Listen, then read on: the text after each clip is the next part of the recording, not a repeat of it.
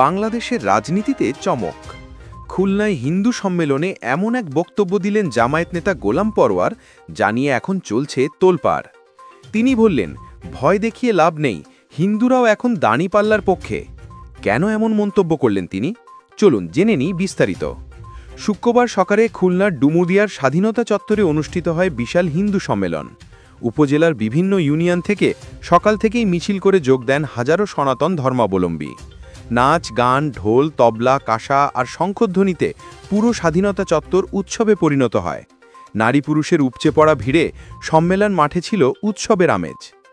শুক্রবার সকালে খুলনার ডুমুরিয়ার স্বাধীনতা চত্বরে অনুষ্ঠিত হয় বিশাল হিন্দু সম্মেলন। উপজেলার বিভিন্ন ইউনিয়ন থেকে সকাল থেকেই মিছিল করে যোগ দেন হাজারো সনাতন ধর্মাবলম্বী। নাচ, গান, ঢোল, তবলা, কাঁসা আর শঙ্খধ্বনিতে পুরো স্বাধীনতা চত্বর উৎসবে পরিণত হয়।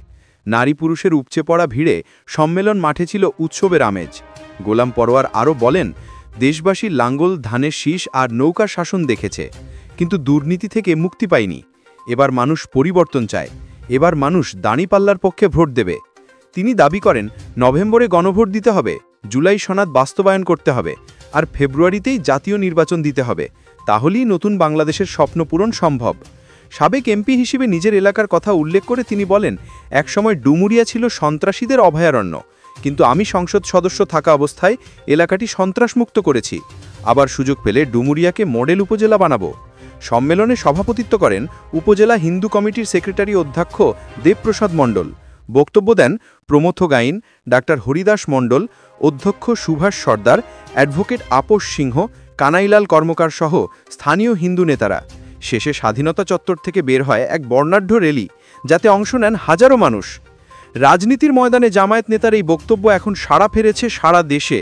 আপনি কি ভাবছেন, সত্যি কি হিন্দুরাও দাঁড়িপাল্লার পক্ষে? আপনার মতামত জানান কমেন্টে। আর ভিডিওটি ভালো লাগলে লাইক, শেয়ার এবং পালস নিউজ বিটি সাবস্ক্রাইব করতে ভুলবেন না। ধন্যবাদ।